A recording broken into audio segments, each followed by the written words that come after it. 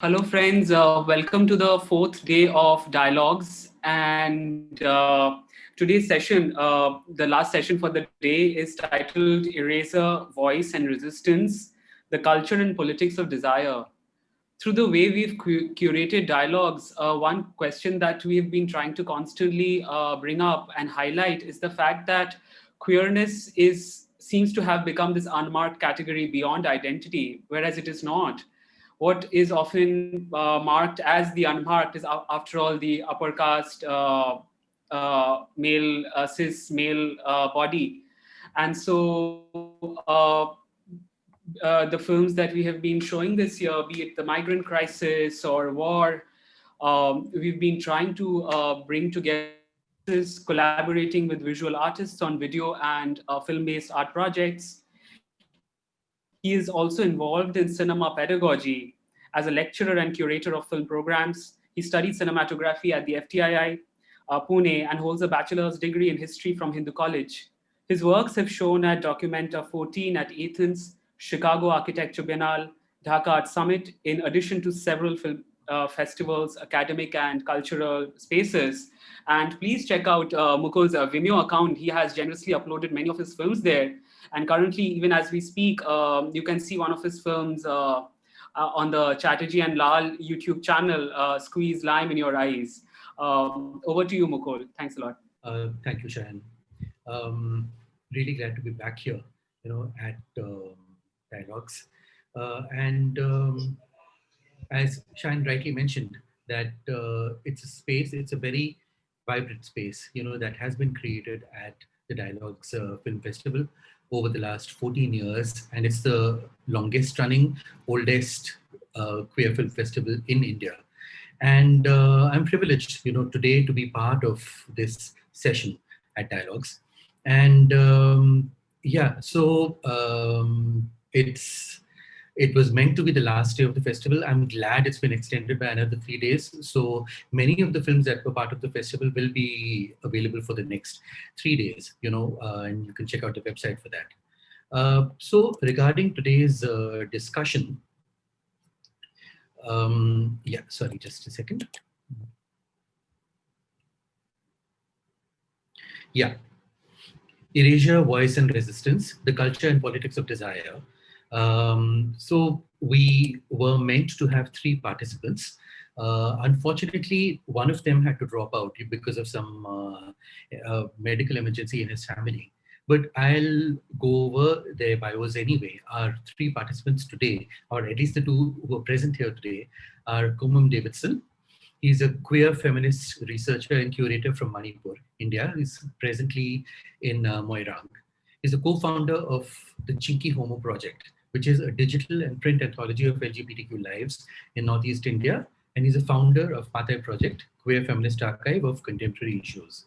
He's also a Sathi Fellow 2021 and Zuban Sasakawa, Peace Foundation Research Grantee for 2019 and Man Mela Mental Health Design Resident Artist 2020. He studied literature from Delhi University and Jawaharlal Nehru University, Delhi, and his writings are widely published in India. He is currently curating a pandemic series with research funding support from Sati India and other projects. Aro Akund is our second participant today. They are a writer, curator, currently doing their masters from the University of Göttingen, the Center for Modern Indian Studies, Germany. Their ongoing projects include a literary anthology and digital festival centering caste and queerness.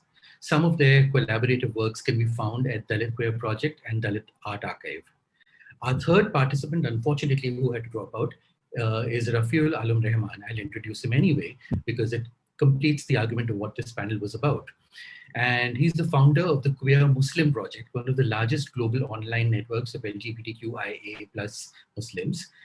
Currently represents India on the Generation Equality Global Youth Task Force, set up by UN Women to strengthen gender responsive action and to achieve the 2030 Sustainable Development Goals.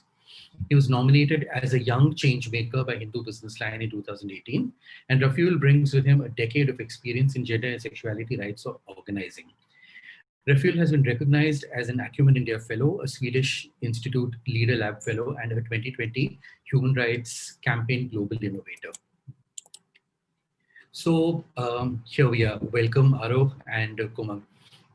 And I'd like to start, by inviting Kumam to the floor and to, talk briefly about the genesis of the Chinky Homo project. And so, yeah, tell us about it. What's interesting for me also is that all these initiatives are fairly recent. There's the Chinky Homo project, or the Dalit Queer project, or the Queer Muslim project. They're all started around 2017 and 18. So there's a fresh round of energy, and so it's young people with new initiatives and so on, bringing their very specific concerns to the fore and into the discourse. So over to you, Goma, then we'll take it forward.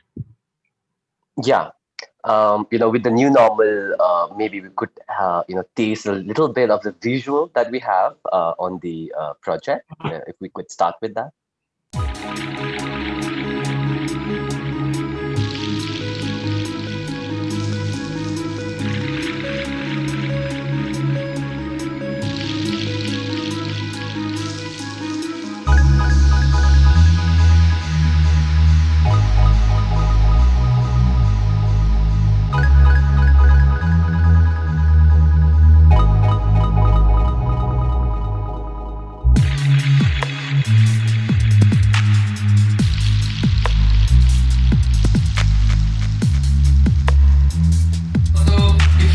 Talk about the Northeastern people in general, and also for queer people in general.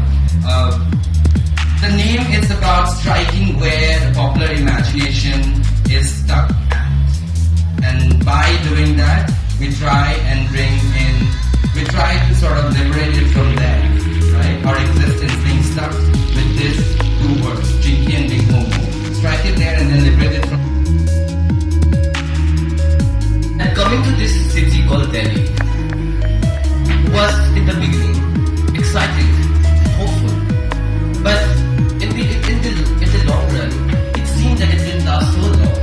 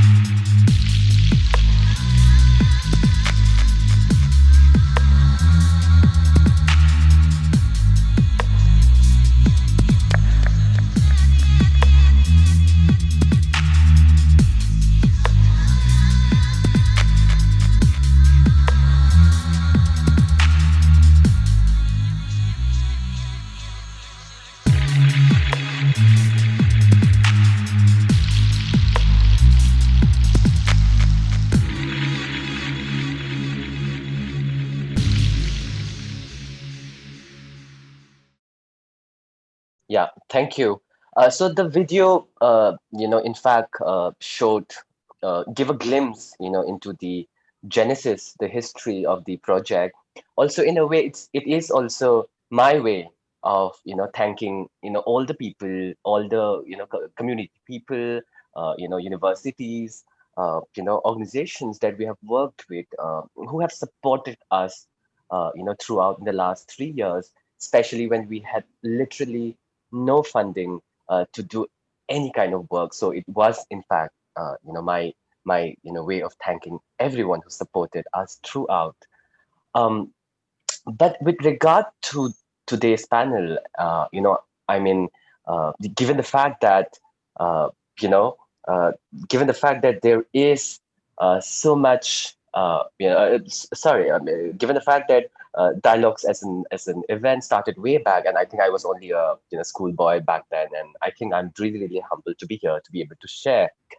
I cannot really speak collectively for the entire Northeast India as such, but my experience, my lived experience in the region, and also my understanding of the region, somewhere make me really say that the whole idea of erasure, voices, and resistance, in so many ways, echo the struggles and histories of the region. And why I say this, because Northeast as a region and queer trans community or LGBTQIA community as such, politically, culturally, socially, and otherwise, uh, begin from an experience of, let's say, an eraser of their voices, an eraser of their history, not a lack or absence of it. And I am going to really like emphasize this point that it is not the absence of an history or a voice. It is rather the eraser. And I think that's where it kind of really the panel kind of really strikes me. Um, and again, why? Because the Northeast region as such, and also queer trans community of the region, uh, you know, region, their histories, their voices. We don't need to remind that it's hugely contested. It's at the same time diverse, but also really ruptured. We don't know much. We don't know enough about it. So this is where the Chinky Homo project fundamentally, plays the role of documenting stories which are often undocumented. Uh, you know, both in terms of the project's investment as also in terms of my investment, my activism and worldview. I am very very interested. I'm very very keen about listening to those stories, bringing out those stories which are otherwise left out. And just an example, um, not just the stories are left out, but also from whose point of view the stories are being told. Uh, right now, I'm documenting a lot of stories on people living with HIV, and through the process, what I've learned is that we have so much documentation on HIV epidemic as such, but we have so little on the stories and histories written by those people who survived or by those who didn't. So I think this is precisely where I want to come in. From whose point of view are we going to tell the stories, and whose context, and how does really add up to building histories, voices, and archives. So I'll just leave it here for now, and maybe I'll come back. Yeah, thank you. Um, Thanks a lot, Kumar. Yeah, the one thing that I wanted to point out was the entire diversity that exists to start with under the LGBTQIA plus Dalit spectrum, and added to that you have aspects of faith. Unfortunately, like I said, Rafiul is not here. As somebody who is a religious person, he believes in the faith, unlike many of us who are these godless agnostics and so on. You coming from the area which mainland India very problematically calls Northeast, just clump it together and so on. And the homogenization that then happens and the erasures that happen of identities, and within that queer identities, is what we are here to discuss today. And of course, Dalit queers, which Aro will talk about. I wanted to read something from your website, of the Chinky Home project, from the introduction, to those who are not aware of it. So I'll read it, and I think if it can be put on screen, it'll be nice. So yeah, it's here.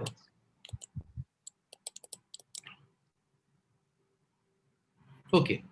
So what's interesting for me is that you use both these terms, which is chinky is a racial slur that homogeneously marks out people from the northeastern states as racially inferior, yet ironically an exotic and erotic race in the Indian context. It symbolizes collective experience of racial discrimination against people from Northeast India. Now, this is not just Northeast India, but all of East Asia and Southeast Asia. It's a racial slur that is used Homo has always been a derogatory word commonly used in the Northeast region and everywhere to identify and insult those who don't conform to gender and sexuality norms. Though these words in there are words in local dialects that signify queerness, such as Maiki in Assam and Nupi Manbi or Nupi Sabi among the Meitei community of Manipur. Now, pardon my pronunciation, of course. Homo remains the word that is still widely used across Northeast India as an umbrella term for what could be called queer or LGBTQAID plus persons. A person living at the cusp or intersection of both subjectivities experiences a constant state of anxiety over the quest for self-determination and a self-belonging. The Chinky Homo project, started by Pomam Davidson and Pavel Sagolsem, is a queer narrative blog of Northeast India. It seeks to explore, discuss, and archive the lived experiences and narratives of people living in the cusp or intersection of both subjectivities. We seek to record, and this is something that you have said already. So I'll come back to the meeting here. And so I actually wanted to ask you, because it's you're using those two terms, one a racial slur and the other one, which is just a downright derogatory term, you know, in a way that looks like you are reclaiming it the way the word queer, which is again a slur, has been reclaimed by the queer movement. Now, would you like to talk about it? Is that something you're consciously doing, or how do you see it?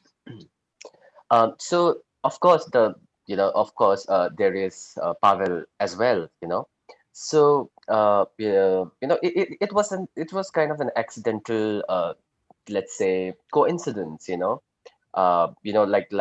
We started it way back in 2018 on Instagram, and the two words, I think, kind of really uh, you know strike us in a way that we don't really know what to do with it. It's something that we have had our own histories, sort of, embedded in those two words. Chinky, when we move out of our hometowns and states, and when we move to Delhi, Mumbai, and wherever. So Chinky is a word that we experience, we encountered there, and homo is a word that we encountered, way back in our childhood. You can't So mute. Yeah. uh, so these two words are honestly for me, words that I don't really know what to do with it, and at the same time there are bitter memories attached to it. So am I reclaiming it from my point of view, from my position of power? That I don't really know. Um, Also, I think I don't really like to speak on others' behalf. At the same time, I probably have stopped dwelling on those two words because great, we started the project, and we found some support, we found an audience, we found our allies through it. But I think, over the course of, in the last 3 months, over the course of the project's duration, I have really kind of move on to doing groundwork, where I am talking to people, particularly from Manipur at the moment, because of COVID-19, but also people from other states, people who live abroad. So people from all walks of life, and people who have been marginalized on the basis of their, sexual orientations, gender identities, sex characteristics. So talking to them, I mean, some of them even do not know how. I mean, what are these words? I mean, what are you trying to do? To do with these two words? Some of them, associate with the word homo. Some of them don't. Some of them feel really furious about it. So, um, what do we make out of those two terms or two words? I think, um, it's something that we don't really know what to do with it. Some of us want to get over it, and some of us want to reclaim it probably. So I think I would like to leave it to the to people out there. Yeah. Okay. Thanks, Kumam. I'd like to bring on Aro Akunt now. And so, Aro, if you could come online. Yeah, thanks. And so I'd like to know from you, about the genesis of the Dalit Queer project. You need to unmute yourself. And yeah, and yesterday, in a conversation, you were saying your project is younger than these other two, but I figured only by a year. So, I'll let that pass. But yeah, do, tell me about how you came about founding this, or, setting up this project. And yeah, so over to you. I mean, my insistence on younger was primarily because also both Kumam, Pavel, and Rafiul have played a huge role, which is like an unacknowledged role within the queer community, and so many more queer activists who, even if not coming from directly that positionality of being Dalit and queer, have guided and mentored us. So I would always want to historically, chronologically place us after the work of these projects. And of course, then in the course of it, each project takes on its own life. I've actually written something because if I, tend to speak extempore, I just go all over the place. So I'll be referring to my notes for this. It's a short, piece, and I hope that uh, I do it within the time limit. But you can always interject That's it. okay. I'm That's going over okay. that. Yeah, please go on.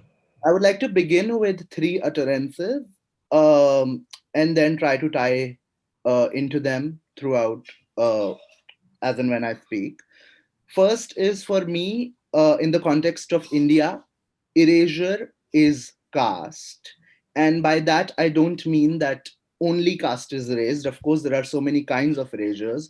But whenever there would be a counting of the kinds of erasures that have been perpetuated in the name of the Indian state or by the Indian government, the caste interests must be factored in. And that is what I mean by erasure is caste. Uh, Voices I really think of as sound, and sound is always ambient. It holds multitudes, and so for me, voices are always collective. And when I think of voices, I think of so many Dalit queer people we didn't even know before we began the project, and that's why we wanted to do something like this. I asked five, six friends of mine. Some of them I can name: Rachel, Pratik, Subhajit, Kaushal, who all felt similarly about how we don't know many people from our community, but constantly we are also sort of uh, being put in confrontational ways in various spaces and in so many institutions, and so much is happening, apparently happening around caste and queerness, but not so much of it is happening with us. So we really felt that there's a need to have a space for community.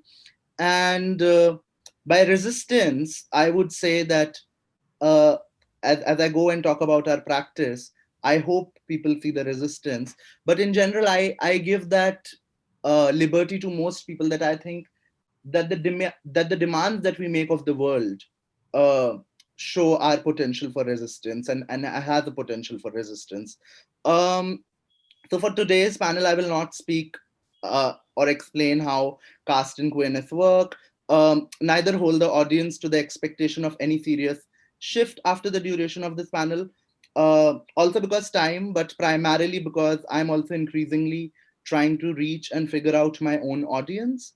Um, at Dalit Queer Project, some of the ways in which we try to engage with cultural work is that we start with what our community members tell us. So if they are comfortable with sound, we think of podcasts. If they are excellent writers, we think of putting together books.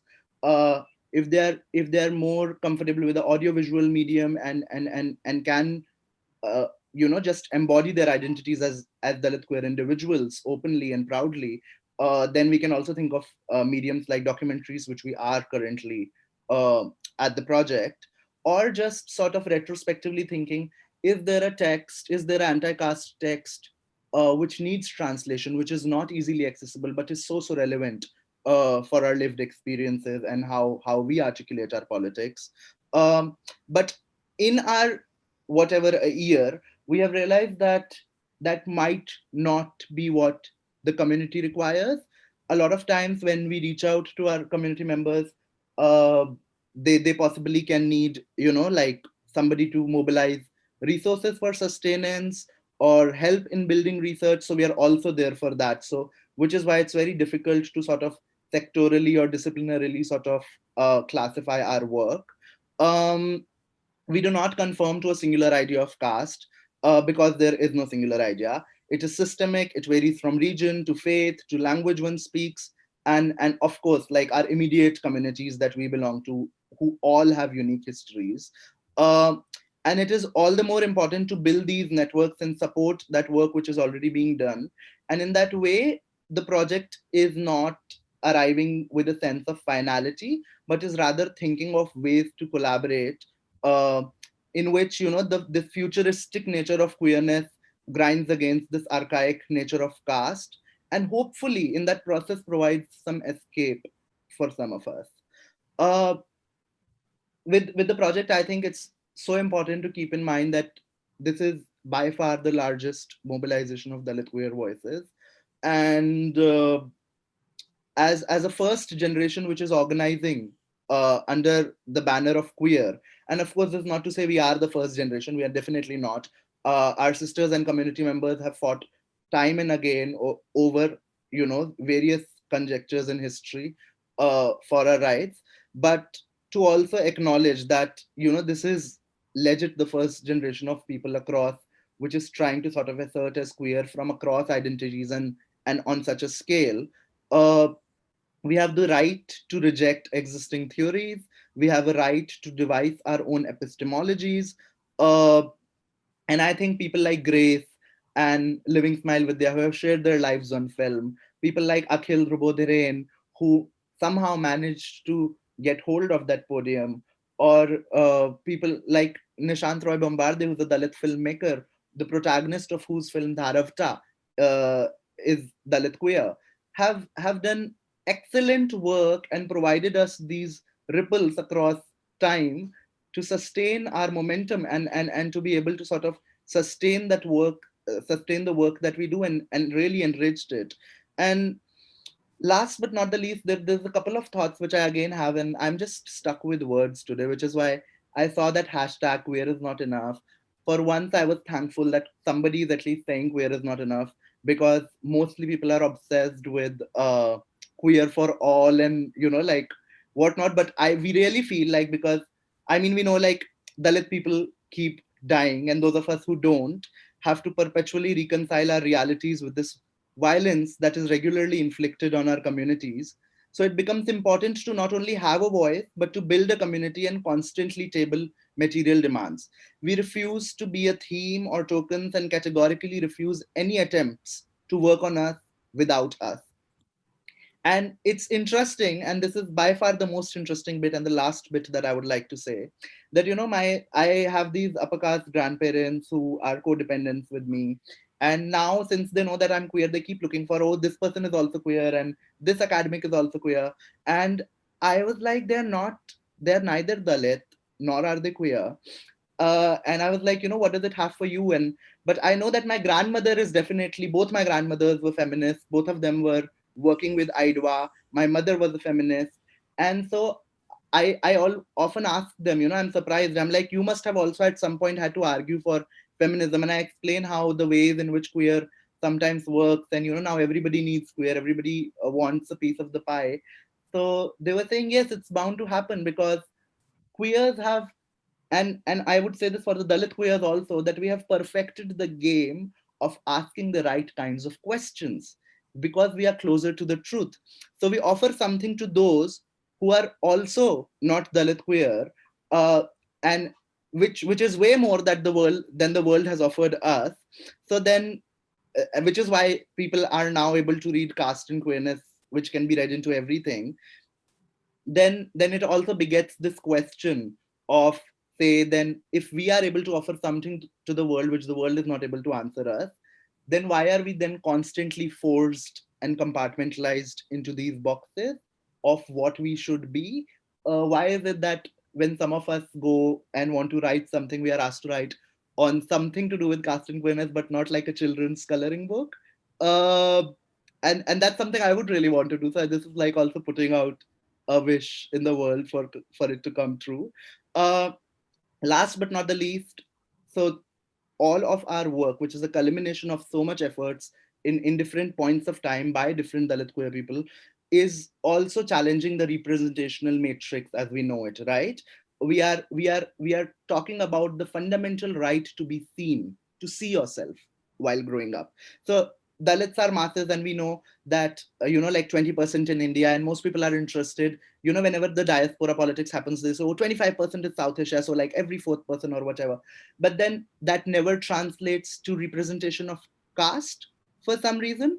And it's very interesting because, like the panel that I'm on, the idea that panels need to be curated where people from different communities come in is a very anti-caste idea, and has been propagated and pushed for by anti-caste formations in so many public institutions in India. The idea that you need reservation, caste-based reservation, even when you're talking about trans representation in the law, is an anti-caste intervention. The idea that hate crimes on Dalit queer people bodies cannot be separated from the histories of caste atrocities is an anti-caste intervention.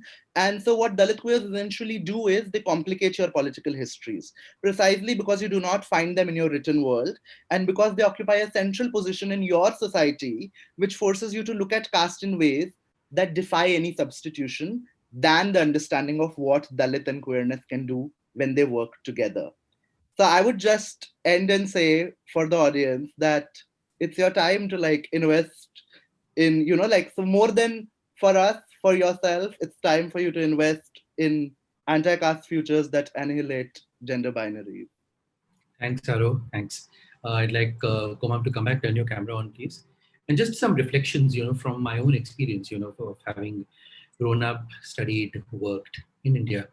And the question of caste, of course, Gandhi left us with that word Harijan, which was contested. And then later, I used to work with Doordarshan in the late 80s. And I remember there used to be these circulars on the notice board saying, use this term and do not use this term. And that kept changing, that really kept changing over time because these things were being reconfigured. So there used to be these notices saying, do not use Harijan, say Pichde Hue Varg, backward sections and so on. But the erasure that happens in the process is unforgivable. There's a clumping together where you say Pichde Hue Varg just the way you say Northeast. You just clump people together and you homogenize people. And like, Harijan had an element of God in it. Now, of course, they've come up with this term Divyang, where anybody who's physically handicapped is a person of God. And I have a serious objection to that. But I don't know. I mean, maybe because I guess a lot of people are believers that they might look at things differently. So you bring God into it. But in many ways, it's like the criticism of the slogan Garibi Hatao was that actually what ended up happening was not Garibi Hatao, but Garibon ko Hatao, where you make invisible the poor. So in many, a lot of policy unfortunately goes down that road, as we know, and those are the kind of struggles that all of us with our respective subjectivities and diversity are up against, So if, let's say, Dalit queers span across the entire LGBTQIA spectrum, and the kind of search for identity that Komam was talking about, where it was very interesting what you said yesterday was that, yes, in an academic sphere, people would really dwell on both the term chinky and the term homo, with all the baggage that both of them carry. But for you, it's almost a camp act to say, okay, fine, it's a slang and I will use it, and we'll see where this takes us and stuff. So at this point, I have a question from the audience, and there's an anonymous attendee who asks what is meant by asking the right questions. I imagine, or let me just pose this to the both of you, and who would like to take this first? So. I will take it, and then if Kumam wants to add, then, because like I mentioned this, I take some blame for it. What I meant by asking the right questions was, of course, there's a lot of feminist scholarship around it, but then what I precisely meant is any question that undoes a social reality which is being repressed, which is being erased, is a question that will stay in the consciousness of the society. So in case of, say, all those things which I mentioned about reservation even within trans representation, right? So if you say that we want trans representation, and there will be this trans people who, and we already have a representation for SC, ST, OBC, and then we'll have a trans representation. So it puts Dalit trans people in a disadvantageous position, because then they are forced to pick between Dalit and trans, because now trans is being envisioned as an identity beyond beyond sort of caste, right? So even in the Nalsa judgment, when they say that trans people should be classified as OBC because economically, socially backward, there were Dalit trans rights activists who said that we want to remain in our caste group and then assert our transness as well, and wanted to be recognized by the state. I hope this helps, but there are many more such examples. Sure. Thanks, sir. Kumam? Mike, please, you're mute. Yeah, sorry. Asking the right question. I mean, it's a really catchy word also.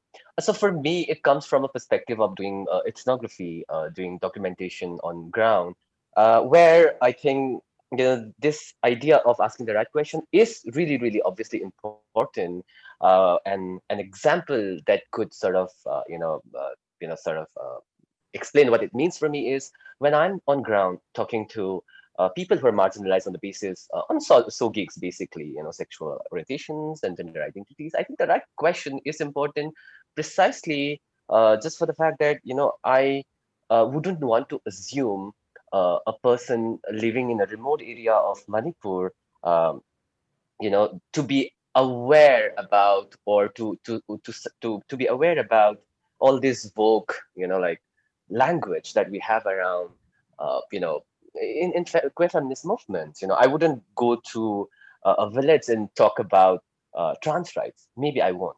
I would ask them about livelihood. I would ask them about if there is any instances of domestic violence. So asking the right question is really important in that sense. uh, I think asking the right question is also, in a way, sort of acknowledging the context where one is really working on or working with.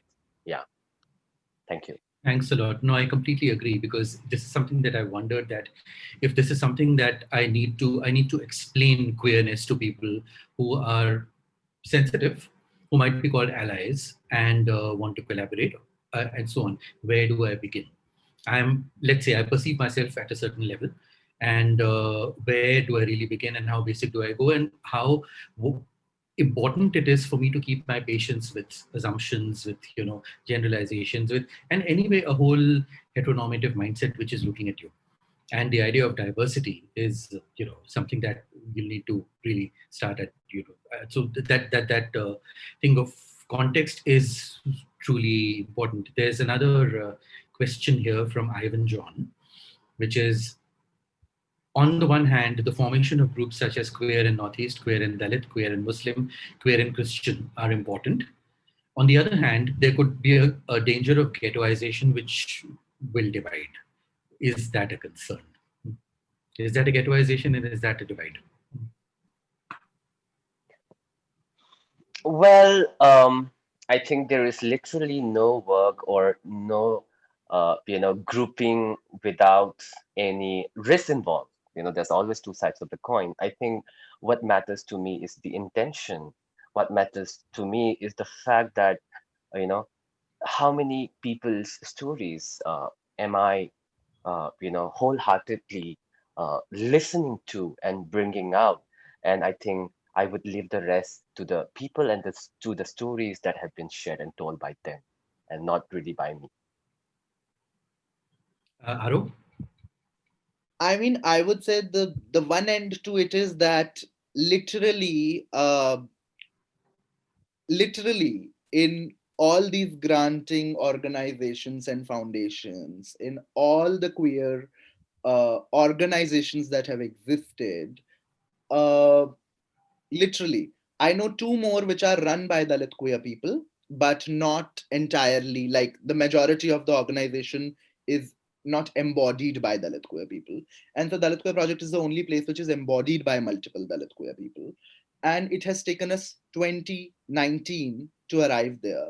So there, and then you have all these awards and research and fellowships and books, uh, completely full of upper caste Hindus, and or upper castes of different shades. It doesn't have to be Hindu also, or dominant caste. And we need to. I feel we need to, when we're talking about caste especially, we need to diversify our language into landed, dominant, upper, because it's just not that binary of Dalit and upper caste anymore. Our society is really varied. So there is no way to, one is that that is not called ghettoization. Two is also to say that India caste also works in spatial segregating ways. This is a fact. This is a fact that so many villages and so many bastis, Dalit bastis, including the one which where my paternal family lives, it's very common for Dalit bastis to be outside the city and to be shared with trans bastis. So India is a spatially caste-based, segregated, at least even in the urban centers, even the way the rural sort of imagination sort of worked. If you look at the say debate between Ambedkar and Gandhi, it has been a ghettoized space. But I agree with Kumam when they say that, what is this formation coming for? Does having a Dalit queer project stop me from listening to other queers or say other marginalities, say be it Adivasi people, indigenous folks, or other kinds of marginalities that Chinky Homo Project and Queer Muslim Project are working on? If that's the case, yes, it's a double-edged sword. But I think, yeah, for people who have not had a right to exist and collectivize, it's too much of a burden to place. It's not just your village or anything. I mean, all our cities are divided that way geographically, where certain groups are pushed to the periphery or into ghettos. And what has happened in, let's say, a city like Ahmedabad is that there are ghettos within ghettos, where people who were displaced after the riots into ghetto area finally get divided on the basis of class. So within the ghetto, you have fancier buildings and you have middle class buildings and you have shanties. And yeah, so it's not just that. I mean, it's just there everywhere. It's there everywhere, and that's a reality. And how it's not a coincidence at all. And this is something I tell my family, my extended family. It's not a coincidence that in this upper middle class elite housing complex in Bombay, we don't have a single Muslim family. It's not a coincidence. It's been made to happen that way. So yeah, and what do? I guess most 99.9% just choose to look the other way. So yeah, I'd like to come back to Kumam, where now again you yourself said that that entire diversity within, let's say Manipur itself or around, it's so complex, with caste and tribal identity, with Meitei, with Christianity, and so on. And across that, if you're working with a queer identity, so how do you? I mean, can you talk a bit about the dynamics of that, of let's say the various groups, around you, whom you're working with, and what does it mean, to work with different groups and queer identities there?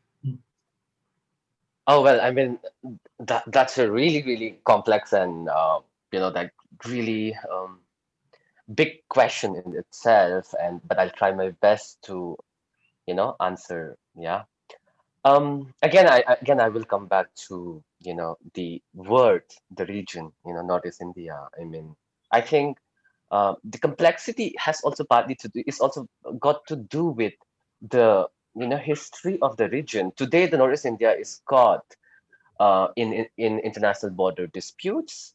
It is trapped in never-ending armed conflict. It is also caught and trapped in drug mafia, drug cartel. Um, it is also a very, vulnerable, volatile geographic location between India and China's international dispute. Um, it shares border with Myanmar on this side, where with Manipur as well. So it is caught in all this conundrums of geopolitical, problems, and I think it is only inevitable that the region is caught, the region and the sub-regions and the communities are caught in this dynamics of contestations and and disagreements, and from from queer trans perspective, I think even the queer trans, mobilization, collectivization, and movement has to be obviously pervaded by this larger, macro politics. There's no way one can bypass that. And just to give an example, um, just to give an example, the fact that the fact that uh, you know, Manipur and Nagaland has its own internal conflict, I think it is somewhere partly reflected in the, in the ways queer trans, collectivization also happen, right? Um, and at the same time, there are also queer trans, mobilizations wherein it draws a lot from indigenous ethos and histories and, sexual diversity practices. And but also you have the, new age, um, sort of globalized, worldview, towards sexualities and genders and, identities, right? So there are so many, at tussle. And having said that, I think it is also important to remember that the Northeast region is a region where connectivity is both a vital element for for India and South Asia as such, and within its at the same time, connectivity itself is also the problem. Why? Because connectivity is still a challenge via road, air on one hand, and but in terms of digital and internet connectivity, it is also by large very disconnected. There are still villages and hill districts and hill villages where where forget about internet connection, we have no electricity. So in that context, how how are queer trans movement and collectivization and conversations going to really happen? I think as of now, it's quite scattered. So what happens in Guwahati remains in Guwahati. What happens in Manipur remains in Manipur, and what happens in Sikkim remains in Sikkim. And I'm pointing out few areas where trans mobilization has been more visible. And yeah, so the Chinky Homer project is interested in probably connecting the dots. So where are the shared stories? Where are the shared lived experiences, be it Nagaland or be it from in Sikkim or be it in Manipur. So I think it is primarily interested in looking at those shared stories, shared experiences, which, like I said, which we probably do not know much because the stories are not written about, the stories are not documented yet. Right. And again, from whose point of view are the stories being told? So most of the stories that I have documented were primarily shared in their native languages, or even if it's in English, it's not the kind of English that we are speaking today. So there is that whole process of culling out stories through different ways. Yeah. Not sure if I answered your question, but yeah. Very well. No, very well. Thank you very much. I mean, that entire messed up complexity. And yeah, I was tempted, but I should stop myself from making a snide remark about the Digital India project where you talk about connectivity and internet connectivity and so on, because that's something we break our heads over all the time. But yeah, I mean, it just tells us what we're really up against. And, with all our regional and all other subjectivities and identities, which include everything that we're talking about today. We don't have any more questions here right now. Would you guys like to share, some experiences about some of your specific projects that you've done, and what are the kind of odds that you've been up against? I know that's a great big question. Take a moment to think. But Aro, if you'd like to go, first, or Kumam, whoever is ready, one of your projects that would be interesting to share at this point of time. So yeah, so it's been about 3 years that I have been working on the Chinky Homer project with Pavel and and many other persons who've been supporting that. But I think there was that baggage, or there was that, yes, there was surely that baggage of university education that that tendency to intellectualize lived experiences, it was there, and I have to really admit it, at least from my position. But 2 years, you know 2 years down, 2 years, after, it's been 2 years that I've been working on ground here, especially in Manipur.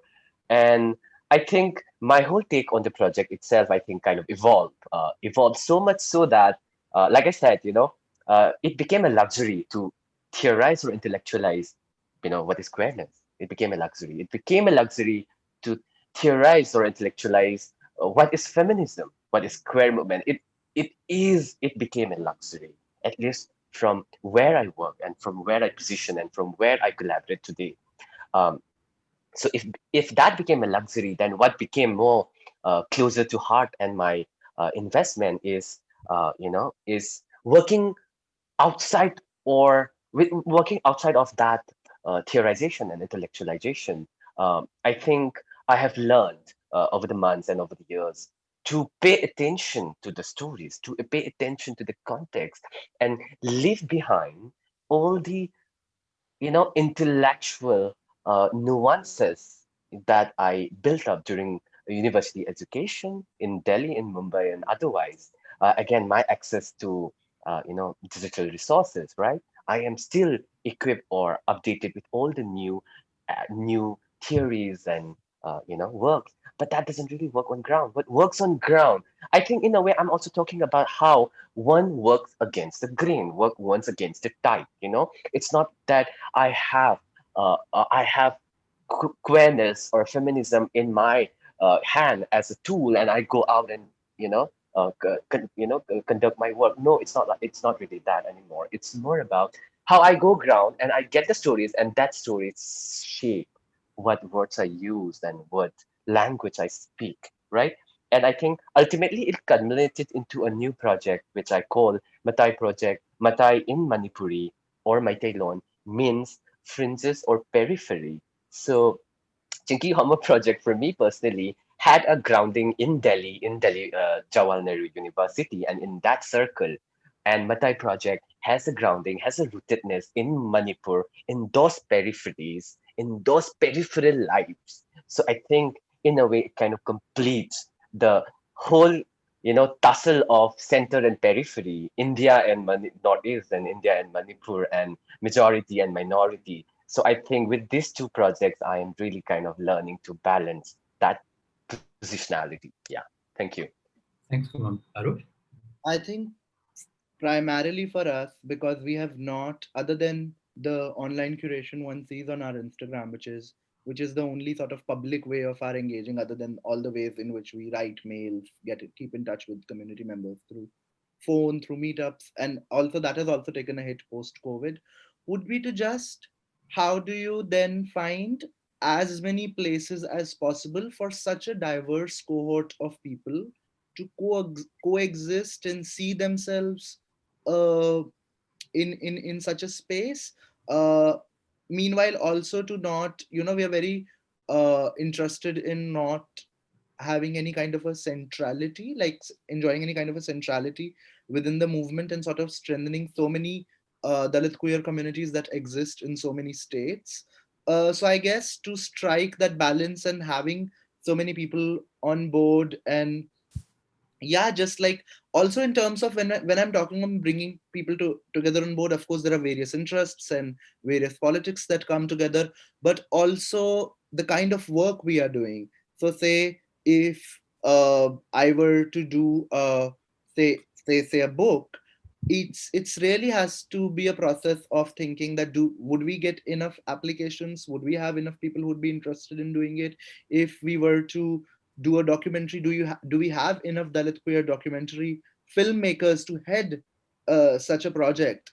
And all of those things that we do, or even in research, having a preliminary research on the community by researchers from the community, all of those things require a lot of thinking through. And till now we have been very lucky to have a lot of support from the Dalit communities, at least within the civil society and academic institutions, and they have always helped us and encouraged us. And Dalit artists, I can never not thank them. Because I remember one of the things which sort of brought us together originally, we did this visual where we were like, okay, what is Dalit? And like, a lot of languages might not have the usage of Dalit, even though we could only come to very few which didn't. Uh, but then we just asked around, and 6 to 7 people told what Dalit looks like in their language and juxtaposed it against queer in that visual, to just show that like there's room for more. There's always room for more. There's always room for presenting our stories in new ways. So yeah, I think that's our problem, because we are filling a gap in knowledge as of now, but we are also creating a new niche which has not been explored before. To do both of those with such a diverse set of people is primarily our challenge. But I generally don't think of it as challenge, because I think of what I, what I sort of work with others all the time, and it pays off all the time when people from everybody from diaspora, people not born in South Asia, from other South Asian countries reach out, and almost all states, it pays off. Thanks a lot, both of you. Um, I'm being told we've run out of time, but because I just want to ask a very tangential question away from the topic of the panel itself, is because this is Dialogue's Queer Film Festival. And I, for one, am very, very interested in the medium of film itself, being a filmmaker, and the films that have influenced me and that have opened up my mind to things. Are there films that come to your mind just off the top of your head? If you remember having seen, or just sharing with us, with the panel and with the audience, some films that might have influenced you, queer films I'm talking about, and maybe shaped you in some way, and then we can close the discussion for tonight. Either of you don't have to. I mean, this is just a thought that came to my mind. So if there's something that you wish to share, it'll be great. But otherwise, we can end the discussion here. Yeah. There are many films, Yes. in fact, of which that I've been. There are many films, but one film that struck me as we talk about all this is there's a film called Mami Sami. It's a Manipuri feature film, and there was another film prior to that. I can't remember the name, but it's a film by Aribamsyam Sharma. And for me, the two films kind of sort of really nuance what Manipur is, and what life here is, from, yes, from a conflict, but also gender, identity point of view. And I can think of these two films right now. There are, of course, so many other films. Maybe I'm just sort of, choosing to speak about films that are from my state. No, Yeah. absolutely. And this is a longer conversation that I hope to have with you at some point of time. Aro?